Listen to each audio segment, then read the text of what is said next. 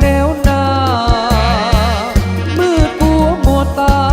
แต่สองมือกำปืนยืนจ้อง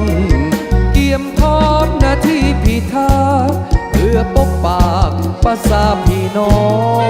งเพื่อคนลาวทั้งพ้องเป็นเจ้าของดินแดนอาณา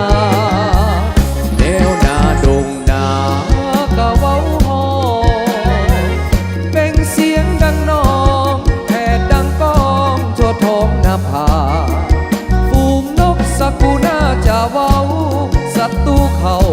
ย่ำยีเข็นขาสร้างกรรมทำโทษประสาภาพเต็มตาแค้นอักหัวใจส่งเสียงเพลงแทนกายพวกอายขออวยพรใส่ถึงขวัญใจน้องนางแนวหลังแม้นหักผิดหอดกันหน้าที่นั้นแนบใจฝากฟังไกลกายแต่ใจเคียงกัน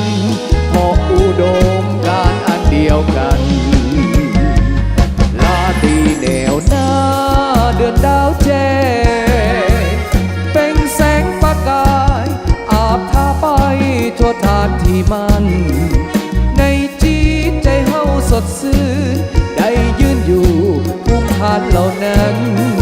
เป็นเกียรติในประวัติการมอบสิวันเสิร์ชสุสานลา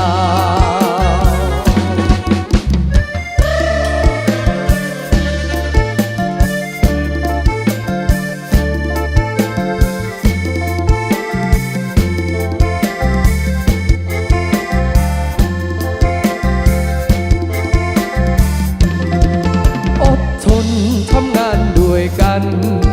พวกเขาหนุ่มสายสกันภาคบ้านบนเกิดเมืองนอนพากันเดินจอนเที่ยวนอนตามไพ่สิ่งใดบ่ปานน้ำใจสิ่งใดบ่ปานน้ำใจยากจนเพียงใดเฮาก็คอยเปลี่ยนทำยากจนเพียงใดเฮาก็คอยเปลี่ยนทำงานกู้ศาสตร์เอาสีสละชีวิตเลือดเนื้อเพื่อศาสตร์ทุกยากเพื่อศาสตร์ลาวเฮาจะหนักหรือเบาเฮาต้องอดทนทุกคนเฮาจะสร้างทำลำบากยากกรรมก็เป็นงานของเฮาลำบากยากกรรมก็เป็นงานของเฮาผู้สูงบ่ปานน้ำใจทางยาวไกลนักโคบบ่กลัวอดทนเอาไปสร้างตัวอดทนเอาไปสร้างตัวพ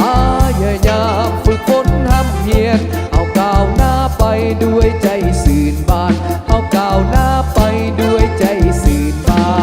น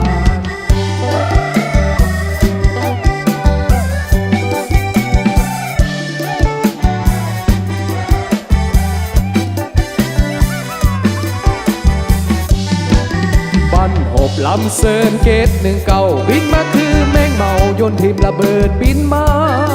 ปี1971พุ่นนะบ้านหบลำเซินผ่านมาอยู่ทางเลขเก้าผ่านดง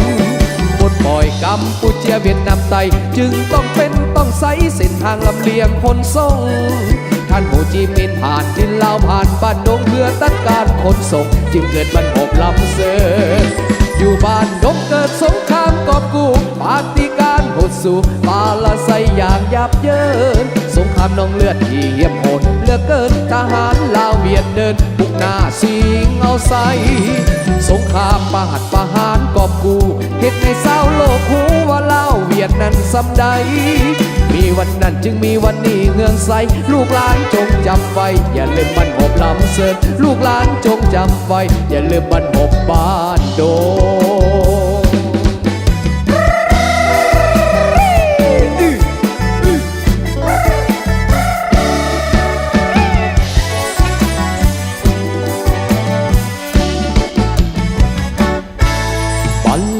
น้ำบากที่มีใสไว้ซื้อหรือสาอย่างสร้างงากองทัพปลดปล่อยเฮาเก่งกาฟันฆ่าศัตรูผู้หูขาดก็ปูถิ่นฐานคืนมาก็ปูถิ่นฐานคืนมาบ่ปล่อยไปมันมาจุดเราเผาผลาญ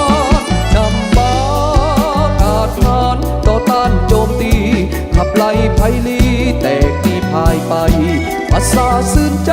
สมเสยผลงานลั่นสร้างผ้าบางล้างแค้นสมใจนำเอาความมีใสมาให้ศาสตร์ลา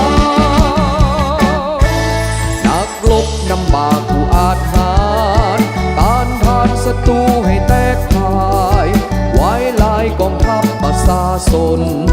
ทุกคนสลาอย่างอกอาจเพื่อชาติเพื่อป่าชาโซเพื่อชาติเพื่อป่าชาโซสร้างบรรดาผลงานต้านอเมริกานักรบเก่งกล้านำบาปมาบางเธอทูลแบบอย่างสานาลาสีกับศูนย์ไพลีบ่มีเหลืออยู่เสื้อสู่ศักดิ์ศรีมูลเสื้อสดใสนำเอาความมีใสมาให้ศาสตร์ลา